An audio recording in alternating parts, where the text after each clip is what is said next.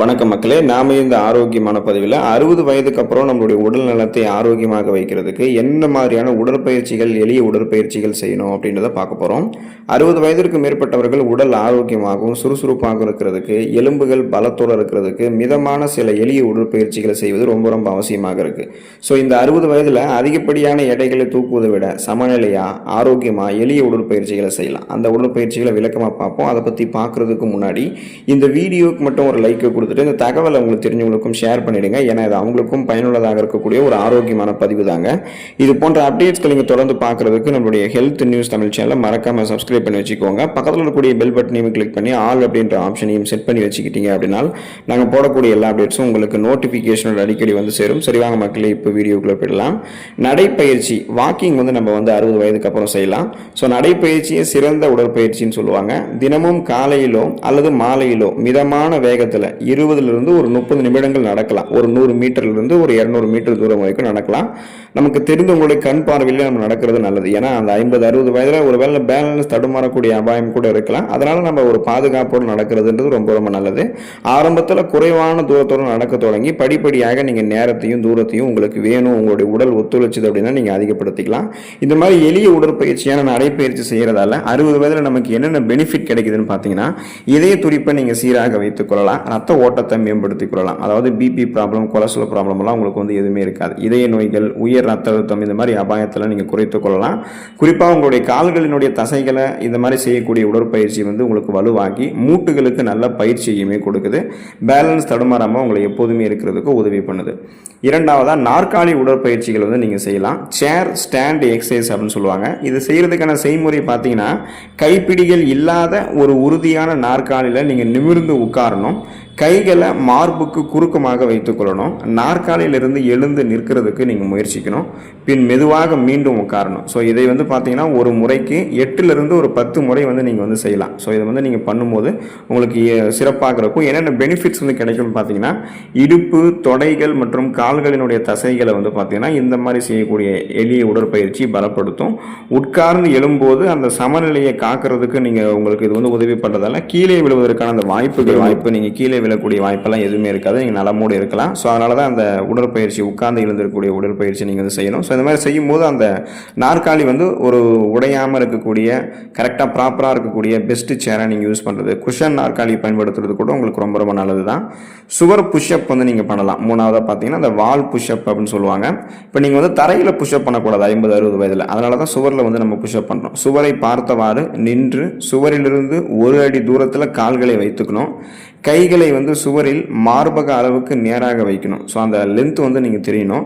இப்போ நீங்கள் முழங்கைகளை மடக்கி சுவரை நோக்கி உடலை மெதுவாக நகர்த்தி அதுக்கப்புறம் பழைய நிலைமைக்கு வரணும். ஸோ இப்போ இந்த ஸ்க்ரீனில் தெரியுது பார்த்தீங்கன்னா, இந்த ஃபோட்டோ இந்த மாதிரி தான் நீங்கள் அந்த எக்ஸசைஸை பண்ணணும்.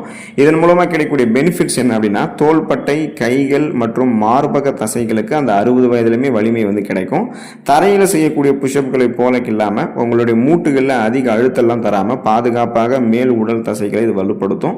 ஸோ அதனால் நீங்கள் சுவரில் புஷ்அப் பண்ணக்கூடியது பண்ணலாம். வேர்க்க விறுவிறுக்க ரொம்ப நேரம் வேகமாக பண்ணணும் அப்படின்றது அவசியம் இல்லை. பொறுமையாக நீங்கள் உங்களால் முடிந்த அளவுக்கு, எந்த அளவுக்கு உங்களுக்கு ஸ்டாமினா இருக்கோ அந்த அளவுக்கு நீங்கள் பண்ணாலே போதுமானது. நான்காவதாக கணுக்கால் மற்றும் இடுப்பு வளைவு பயிற்சிகள் நீங்கள் செய்யலாம். Angle and hip rotation exercise எளிய உடற்பயிற்சிகள் தான். இதை நம்ம செய்யலாம் 60 வயதுலையுமே. இப்போ நாற்காலிகளில் அமர்ந்து கொண்டு வலது காலை சிறிது தூக்கி கணுக்கால கடிகார திசையிலும் பின்னர் எதிர் திசையிலும் வட்டமாக நீங்கள் சுழற்றணும். இதே போல இடது காலுக்கும் நீங்கள் செய்யணும். ஸோ இடுப்பையும் இருபுறம் மெதுவாக நீங்கள் சுழற்றலாம். இந்த மாதிரி நீங்கள் பண்ணும்போது கிடைக்கக்கூடிய பலன் என்ன அப்படின்னா, மூட்டுகளில் இருக்கக்கூடிய சினோவியல் திரவம், அந்த சினோவியல் ஃப்ளூயிட் சீராக சுரக்க ஆரம்பித்து மூட்டு வலியை உங்களுக்கு தவிர்க்குது. கால்கள் மற்றும் இடுப்பு பகுதிகளில் இருக்கக்கூடிய இறுக்கத்தை குறைத்து நெகிழ்வுத்தன்மையை உங்களுக்கு அதிகரிக்குது. ஸோ அதனால தான் இந்த கணுக்கால்கள் மற்றும் இடுப்பு வளைவு பயிற்சிகளை 50-60 வயதிற்கு மேற்பட்டவர்கள் செய்ய வேண்டியது ரொம்ப ரொம்ப அவசியமாக இருக்குது. இது ஒரு எளிய உடற்பயிற்சி தான். ஐந்தாவதாக பார்த்தீங்கன்னா ஒரு கால் சமநிலை பயிற்சி செய்யலாம். சிங்கிள் லெக் ஸ்டாண்ட் அப்படின்னு சொல்லுவாங்க. இதை செய்யறதுக்கான அந்த செய்முறை பார்த்தீங்கன்னா, ஒரு நாற்காலி அல்லது சுவரினுடைய அருகில் பாதுகாப்பாக கை வைத்து கொண்டு நம்ம நிற்கணும். மெதுவாக ஒரு காலை தூக்கி மற்றொரு காலில் மட்டுமே 10லிருந்து ஒரு 15 வினாடிகள் நிற்கிறதுக்கு முயற்சி பண்ணணும். 50-60 வயது நம்ம இருக்குங்க இல்லையா, அதனால 10லிருந்து 15 வினாடிகள் பண்ணாலே போதுமானது தான். ஸோ முதல்ல இந்த 10லிருந்து 15 வினாடிகள் செய்யறதுக்கு முயற்சிக்கணும். அதுக்கப்புறம் இன்னொரு காலை நம்ம கீழே வச்சுட்டு இன்னொரு காலை நம்ம மேலே தூக்கி அந்த மாதிரி நம்ம பண்ணும்போது, ஸோ இந்த ஒற்றைக்கால் சமநிலை கிட்டத்தட்ட சூரிய நமஸ்காரம் மாதிரி நீங்கள் பண்ணுவீங்க. என்ன கைகளை கூப்பி வணங்கி சூரியனை வந்து நீங்கள் தொழ மாட்டீங்க. மற்றபடி அந்த சூரிய நமஸ்காரத்துக்கான எல்லா பேசிக் ப்ரொசீஜரும் இந்த ஒற்றைக்கால் சமநிலை பயிற்சியில் இருக்கும். இந்த 50-60 வயதில் நம்ம இந்த ஒற்றைக்கால் சமநிலை பண்ணுறதால நமக்கு என்னென்ன பலன்கள் கிடைக்குதுன்னு பார்த்தீங்கன்னா, உடலினுடைய சமநிலை வந்து மேம்பட ஆரம்பிக்கும். உடல் எப்போதுமே பேலன்ஸ்டாக உங்களுக்கு இருக்கும். தடுமாறி கீழே விடக்கூடிய அந்த அபாயம் இருக்காது. இப்போ நடக்கும்போது கூட தடுமாறி கீழே விடுவதை தவிர்க்கிறதுக்கு இது மிகவும் முக்கியமான ஒரு அவசியமான முதல்ல நீங்கள் செய்ய வேண்டிய ஒரு பயிற்சியாக இந்த 50-60 வயதில் இந்த பயிற்சி இருக்குன்றதை நீங்கள் தெரிந்து கொள்ளுங்கள்.